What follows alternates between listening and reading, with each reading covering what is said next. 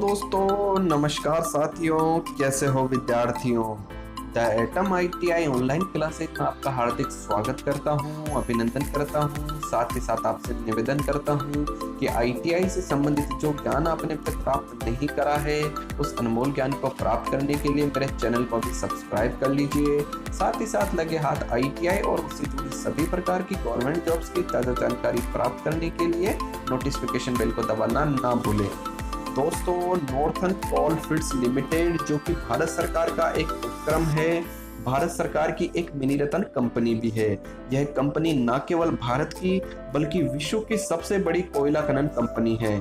इस मिनी रत्न कंपनी में ITI students के लिए हाल ही में टेक्नीशियन की पोस्ट पर कुल 475 वैकेंसियां निकली है और इसका ऑफिशियल नोटिफिकेशन भी कंपनी के द्वारा जारी किया जा चुका है। तो चलिए दोस्तों, जानते हैं इस भर्ती के बारे में।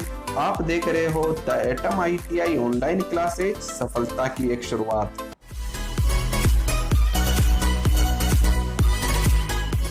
तो दोस्तों, ये वो ऑफिशियल नोटिफिकेशन है जो नॉर्थन कोलफील्ड्स लिमिटेड के द्वारा दिनांक 10/7/2020 को जारी किया गया है।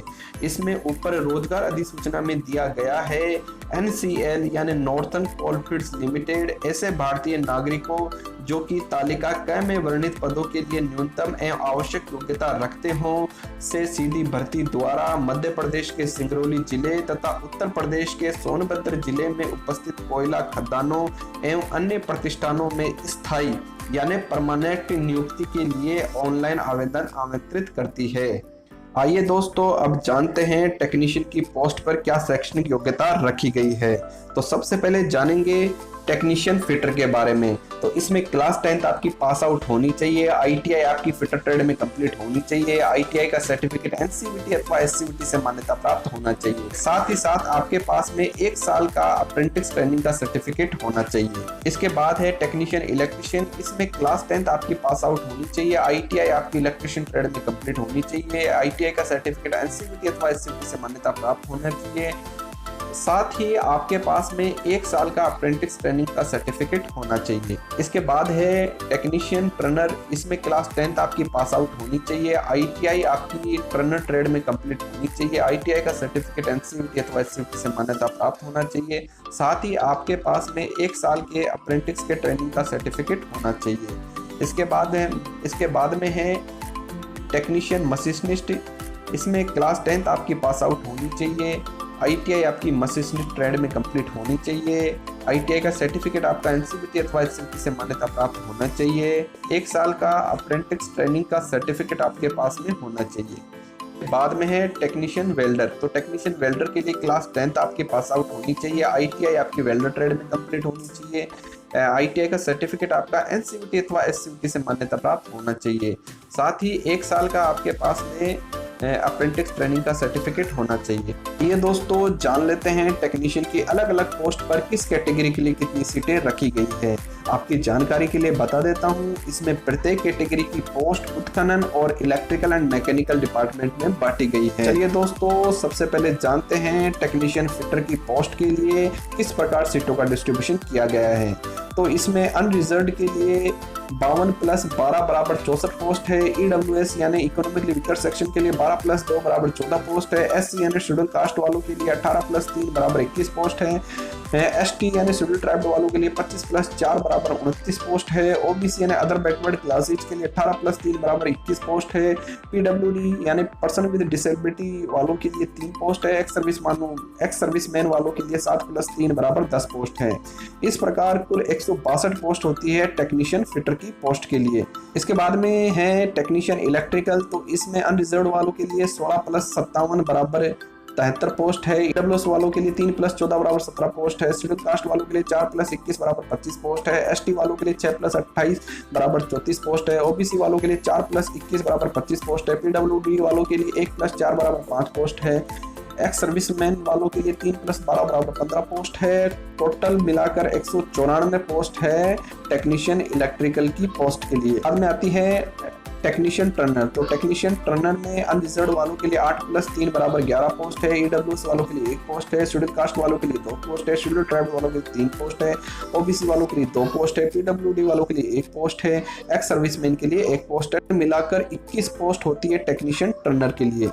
अब इसके बाद में आती है टेक्नीशियन मशीनिस्ट के लिए। तो इसमें अनरिजर्व कैटेगरी के लिए 5 पोस्ट है, शेड्यूल कास्ट के लिए 1 पोस्ट है, शेड्यूल ट्राइब के लिए 1 पोस्ट है, ओबीसी के लिए 1 पोस्ट है। टोटल मिलाकर 8 पोस्ट है टेक्नीशियन मशीनिस्ट की पोस्ट के लिए। बाद में आती है दोस्तों टेक्नीशियन वेल्डर। तो टेक्नीशियन वेल्डर में अनरिजर्व कैटेगरी के लिए 26+8 बराबर 34 पोस्ट है, ईडब्ल्यूएस वालों के लिए 6+3 बराबर 9 पोस्ट है, शेड्यूल कास्ट वालों के लिए 9+3 बराबर 12 पोस्ट है, शेड्यूल ट्राइब वालों के लिए 12+4 बराबर 16 पोस्ट है, ओबीसी वालों के लिए 9+3 बराबर 12 पोस्ट है, पीडब्ल्यूडी वालों के लिए 2+1 बराबर 3 पोस्ट है, एक्स सर्विसमैन वालों के लिए 4+1 बराबर 5 पोस्ट है। टोटल मिलाकर 91 पोस्ट है टेक्नीशियन वेल्डर की पोस्ट के लिए। अब आइए दोस्तों जानते हैं वेतन के बारे में। तो टेक्नीशियन फिटर, इलेक्ट्रिशियन, टर्नर और मशीनिस्ट के लिए मूल वेतन 1065 रुपये प्रति दिन के हिसाब से कुल 31,966 रुपये प्रति माह देय होगा, जबकि टेक्नीशियन वेल्डर के लिए मूल वेतन 1034 रुपये प्रति दिन के हिसाब से 31,021 रुपये प्रति माह देय होगा। 1 साल का आपका प्रोबेशन पीरियड रहेगा। उसके बाद आपका पद नाम टेक्नीशियन प्रशिक्षु कैटेगरी 3 से टेक्नीशियन कैटेगरी 4 हो जाएगा। अब बात करते हैं आरक्षण की। विभिन्न प्रकार की श्रेणियों को आरक्षण भारत सरकार के द्वारा प्रदत्त नियमों, दिशा निर्देशों, अधिसूचनाओं और इनमें समय समय पर होने वाले संशोधनों के अनुरूप लागू होगा। इसके लिए आपको सभी आवश्यक दस्तावेज तैयार करने होंगे। इसके बाद में आती है आयु सीमा। आयु सीमा आपकी 18 से 30 साल रहेगी। इसमें आपकी न्यूनतम आयु 18 साल होनी चाहिए और अधिकतम आयु 30 साल होनी चाहिए। विभिन्न प्रकार की श्रेणियों के लिए ऊपरी आयु में जो छूट मिलेगी वो दिनांक 25/8/2020 के अनुसार कुछ इस प्रकार रहेगी। SC ST के लिए 5 साल की छूट रहेगी, OBC नॉन क्रिमिनल के लिए 3 साल की छूट रहेगी, PWD अनरिजर्व्ड कैटेगरी वालों के लिए 10 साल की छूट रहेगी, PWD OBC नॉन क्रिमिनल वालों के लिए 13 साल की छूट रहेगी, PWD SC ST कैटेगरी वालों के लिए 15 साल की छूट रहेगी। भूतपूर्व सैनिकों के लिए जिनकी आयु 45 साल से अधिक नहीं है उनके लिए वास्तविक सेवा अवधि प्लस 3 साल की छूट रहेगी।